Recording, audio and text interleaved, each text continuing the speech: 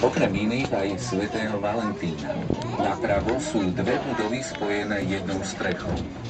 Je škoda, že zbúrali ružovú, barokovú, takú ako vidíte, že ešte stojí napravo. Inak by však nenašli košický zlatý poklad. Stal sa do 24. augusta 1935. Dvaja robotníci vykopali v ruinách budovy medenú schránku, v ktorej bolo takmer 3000 zlatých mincí z rôznych období a takmer z celej Európy, ako aj zlatú renesančnú reťaz a medailu. Tento jeden z najväčších pokladov Európy možno obdivovať v obrovskom trezore vo Východoslovenskom múzeu, pri ktorého budove sme sa otáčali.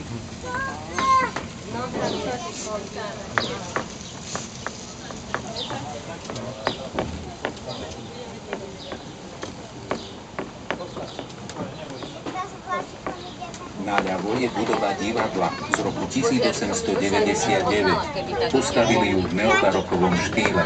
Kedysi sa dovnútra vošlo vyše 1000 divákov. Dnes je tam 555 pohodlných miest na sedenie. Divadlo je obnosféry Alžbety, najväčšou gotickou katedrálou na Slovensku. Začali ho stavať koncom 14. storočia a dokončili začiatkom 16. Už vtedy nebolo dosť peňazí na dostavbu pravej južnej veže, to preto je dom teraz nesymetrický. Ľavá, vyššia väža meria takmer 60 metrov a ponúka najkrajší výhľad na Košickú dolinu. Vnútri domu svätej Alžbety sú nádherné oltáre a tiež dvojité točité gotické schodisko, najstaršie na svete. I ono, ako aj väža či Rákociho podzemná krypta sú prístupné pre verejnosť. Z fasády domu svätej Alžbety trčia príšery. Sú to chrlice dažďovej vody. Tie mali chrániť kostol pred zlými duchmi. V stredoveku sa verilo, že ak diabol zbadá svoju tvár, je už odhalený a teda nemôže škodiť a ani vstúpiť na sväté miesto do kostola. Jeden z chrličov však nie je kombinácia rôznych zvierat, ale žena. Vidno ju na pravej neukončenej veži, hore napravo. Je škaredá a v ruke má pohárik. Podľa legendy ide o pijanku, ktorá bola manželkou staviteľa chrámu. Ten sa ju rozhodol takto spodobiť, nech každý vidí, čo on má doma. Alkoholička to napriek tomu dotiahla vysoko, do výšky asi 20 metrov. Naľavo v parku je krásna, neveľká gotická kaplnka svätého Michala. Možno si vravíte, prečo postavili dva kostoly z toho istého obdobia a v tom istom štýle tak blízko vedľa seba. Za tým je zázrak svätej krvi. Ten sa odohral na mieste domu svätej Alžbety, kým tam stál ešte predošlý kostol. Raz počas svätej omše nepozorný kňaz vylial trochu vína po premenení, teda už svätú krv. Táto na obrúsku oltárneho stola vytvorila obraz, na ktorom bola tvár Ježiša. To nemohla byť náhoda, hovorili si ľudia, a tisíce pútnikov začali prúdiť do Košíc. Chceli si uctiť relikviu svätej krvi. Pre pútnikov teda postavili kaplnku svätého Michala. Pre Košičanov slúžil zasa kostol svätej Alžbety. Aj preto je Košický dom taký obrovský.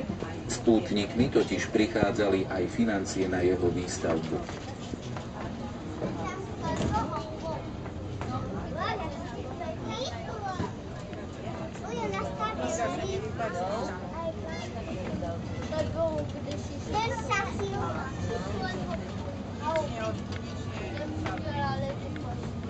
Naľavo, na konci parku, smerom dole, je vchod do Košického metra. Nie, srandujem. Je to vchod do podzemného archeologického múzea. Keďže mesto malo terén voľakedy nižšie, niekde až o 2 metre, zachovali sa v podzemí hradobné múry, ktoré obkolizia kaviareň Slávia so spevákom Petrom Stašákom. Ďalšia, nižšia, sivárovová budova sa volá Levočský dom. Svojmu rodnému mestu Levoči podaroval uhorský palatín Alexius Turzo a tak sa tu ubytovávali kupci z Levoče. Tunajší hostinec je najstarším nepretržite fungujúcim na Slovensku od roku 1542. Kostol Najsvätejšej Trojice má renesančnú fasádu, no zvnútra je to najvyzdobenejší kostol v Košiciach. V interiéri možno vidieť aj okná či tiene, ktoré neexistujú. Ide o nádhernú optickú ilúziu z čias baroka. Tento kostol dostal prívlastok univerzitný, keďže hneď v ďalšej budove sídlila Košická univerzita, založená v roku 1657 rádom jezuitov. Odvtedy sa Košice istý čas stali sídlom najvýchodnejšej univerzity v Európe.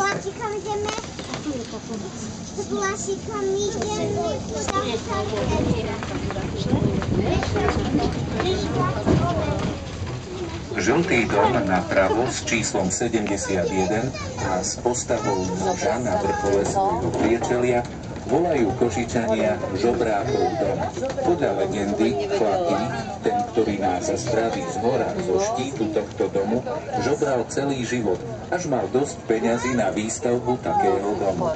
Táto legenda znie dobre, no pravdivá nie je, keďže dom vlastnil podnikateľ Vojtech Štraser. Najhonosnejší dom napravo a trochu pred nami je Andráširo palác. Túto tehlovo-červenú budovu nechal v roku 1899 postaviť ako nájomný dom gróf Dionýz Andrášik, ktorý mal ďalšie svoje majetky v krásnej Chôvke.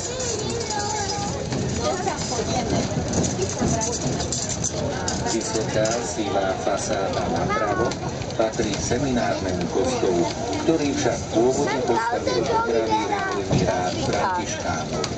Tento kostol je ešte starší než dom svätej Alžbety a zároveň je druhým najstarším zachovaným kostolom v Košiciach po Dominikánskom, ktorý však stojí na Dominikánskom námestí, no oplatí sa tam zájsť a aj na to. Tento seminárny kostol napravo od vás má síce svetlú barokovú fasádu, no pod ňou vidno odhalené aj menšie tmavšie časti. Sú to ešte staršie gotické reliéfy, ktoré zobrazujú bičovanie Ježiša Krista, Denim Chamen, čo v preklade znamená zvíťazili sme. Ešte nižšie sú mená víťazov tohto najstaršieho maratónu v Európe, ktorý sa bežal prvýkrát v roku 1924.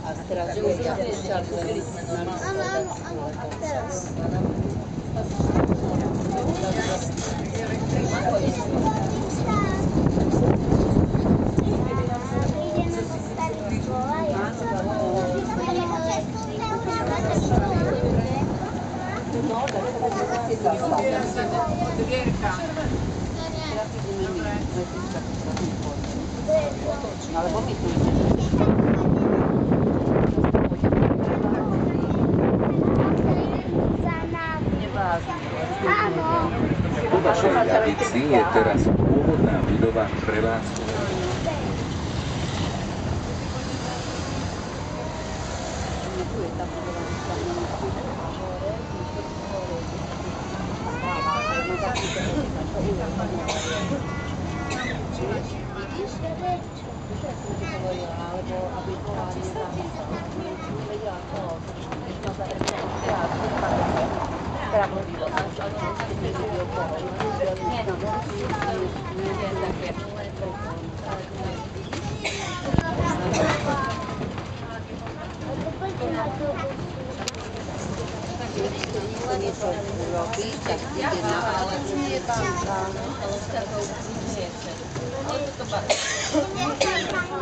Teraz netreba ti okuliare. Vystúpime a potom si dáš. Potom si dáš.